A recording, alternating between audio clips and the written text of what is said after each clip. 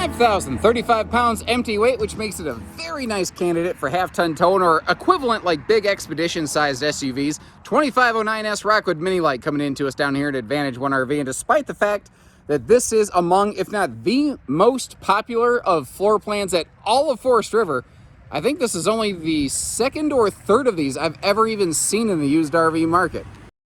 That's because typically, when people get a Rockwood, they don't tend to give up a Rockwood. This is a brand that I've often associated with the phrase retirement grade. Now, this is definitely a smaller family model, and this is something that I think a family like mine with just the one kid, maybe she could bring a friend. It's got two big double bunks, would work really well for you. The Murphy bed keeps the total size compact, but the slide plus the Murphy bed give you kind of the living space of a super slide. It's a really smart bundle of features that you don't often find in the pre-owned market. Now, I like to abide by an if I see something, I say something kind of practice here. Like, I noticed the sofa looks like it's seen a little bit of use, but that's exactly its purpose, you know? I noticed that over here, maybe as the kiddos were scooting in and out of the dinette, that little piece of trim got tweaked a touch, but again, not a major deal. The only significant blemish I think I found on this RV is just that this door right here, I'm guessing, was open, and maybe somebody got out of the dinette and maybe accidentally stepped on it. I'm not sure, because they vertically kind of split it there along that seam. That's it. That's all I can find. Otherwise, this thing looks pretty darn good. And actually, this has, until the more recent Newport Ash and Stone color combination, this was the Mocha and Maple. Mocha being the fabric tone and Maple being the wood tone. This, for a long, long time, 2 or 3 years, was my favorite color combination that Rockwood offered. I was actually really sad to see they phased it out. And thankfully, a year later, they came out with that new lighter wood tone that you see available down at Haylett RV and the new Rockwoods. But overall, looks pretty sharp. You see how that TV pivots around? It can actually even go outside if you're so inclined. You know, so you can watch TV from the front sofa, from the dinette, kind of watch TV from the toilet if you're so inclined. You see you got that privacy curtain there, and where that's going to be nice is when we do fold this down into Murphy mode. We've got ourselves the Camp Queen up front here. That curtain can give you just a little bit of visual break point, and what's nice is it is on the far side of the entry door so that people can still come and go without being like in your bed space effectively. Now, you might have noticed how the bed was still made up when that Murphy bed was flipped down. That is one of the nice things about the Rockwood Murphy bed system, is that you don't have to necessarily remake the bedding every day, every night. You can stuff your pillows under those buckle straps and be good to go. Your side stands here on either side of the sofa have some household outlets. This side also has some USB plugs.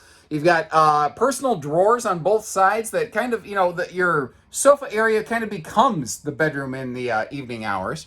One of the other things that's nice here, this was built with the optional second max air fan up there above the sofa space.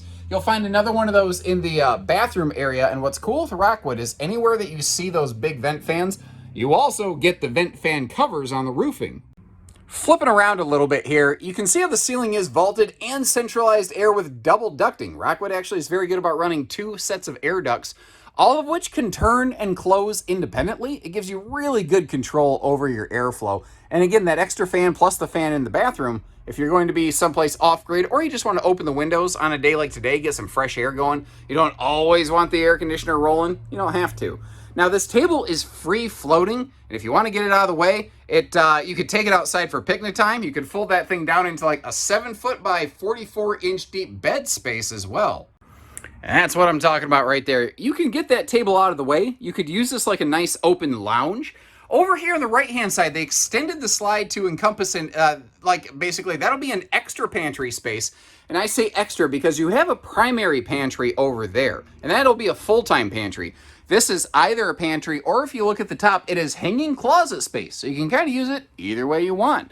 Storage above the seating is something a lot of brands have phased out. Rockwood has done, generally speaking, a pretty good job of continuing that, especially in their bunk models. Now, as we pivot over here toward the kitchen, remember, the kitchen's kind of across the middle of the trailer. It sort of shares some space with the dinette slide where your pantry and a lot of that storage is located. So they left this intentionally open. It makes the room look and feel bigger. Above that solid surface counter, they didn't mount a cabinet. That's where they mounted the TV so that once again, it could pivot around to be able to, you know, service whether it's the dinette, the front sofa, wherever you're looking for that entertainment. Now over here, a couple things. Got double over double bunks, but if you take note, it does have a removable ladder so that if you want to leave that down, you don't have to throw the kids into the bed. Not to mention that when you're not doing that, you just have this big cargo space over here. That is something that when Rockwood started doing that, this floor plan absolutely took off. And I think just the extra space it gives you to bring along all the kids' stuff in transit. I love my daughter, but man, she just occupies an incredible amount of space. My daughter needs double the space of my wife and I put together for all of her stuff. I don't even understand how it happens, but I think any person with kids knows exactly what I mean. Is that just me? Leave me a comment. Is that just me? Again, the big vent fan here in the bathroom, and I like windows. That is not a ventilating window, by the way, but I like a little window, a little porthole in the bathroom. It always kind of makes the joint feel a little bit classier, you know what I mean? Good sized sink that adult hands can actually get into, and plenty of legroom across from the toilet for long-legged goofballs like me. And it's kind of funny how some things come and go in phases. At the time this was made, this white skin that we're looking at was standard. Then a kind of a cream-colored skin like on that Laredo down there, that was optional. And we did a lot of the cream-colored, champagne-colored skin stuff at Haylett RV.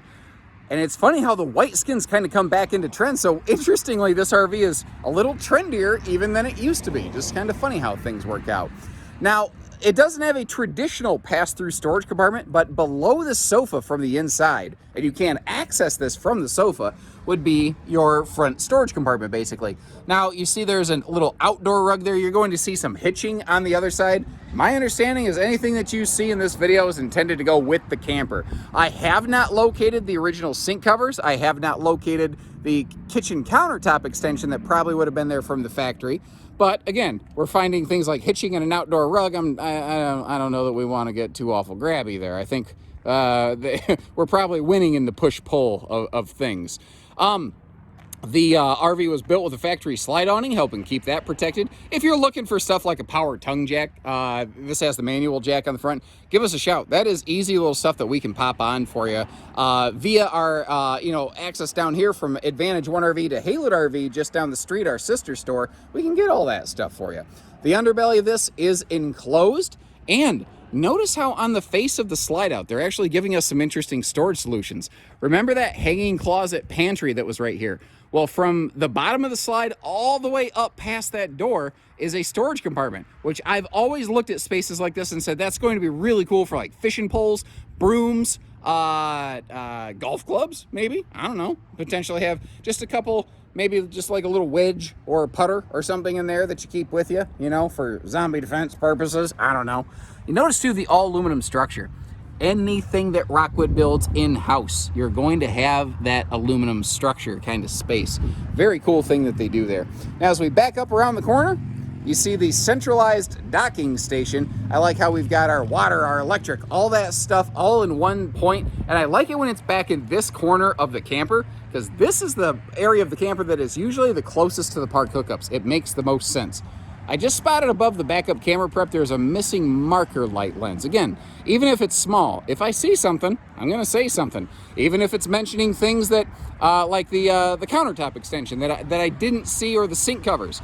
I believe in giving you fair, decent information and transparency. I hope you appreciate the honesty. If you do me a favor. Please click that little subscribe button and know that even if it's not this RV, we'll help you find the right one for you, and we're not going to give you the runaround. We're always going to give you the straight facts on these things.